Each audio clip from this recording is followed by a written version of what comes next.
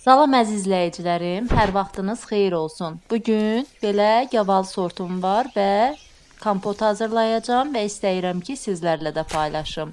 İlk öncə meyvələrimizi yaxşı-yaxşı yuyuruq. Mən iki cür hazırlayacağam.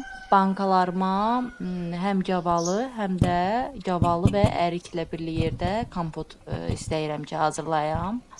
Bunun üçün 2 kiloluq bankalar götürdüm. Bankalarımızı tərtəmiz yuyuruq və başlayırıq meyvələrimizi doldurmağa. Deməli 2 litrlik bankaya ancaq gavalı, 3 dənəsinə isə həm gavalı, həm ərik əlavə etdim. Assorti istədim alınsın. Və meyvələrimizi də əlavə etdikdən sonra şəkər tozumuzu əlavə edirik. Deməli hər 2 litrlik bankaya bir dolu stəkan, 250 qramlıq stəkanlı bir yerdə, bir də 1 stəkan yarısı qədər şəkər tozu əlavə edirik. Bu müddət ərzində kənarda çaynikimizi qoyuruq ocağın üzərinə qaynasın və qaynar-qaynar bankalarımıza su əlavə edib, qazanda isə altına çay dəsmalı qoyuruq və bankalarımızı sterilizə edirik. Budur, gözəl kompotlarımız alındı. Siz də hazırlayın və nuş edin. Sağ olun, salamat qalın.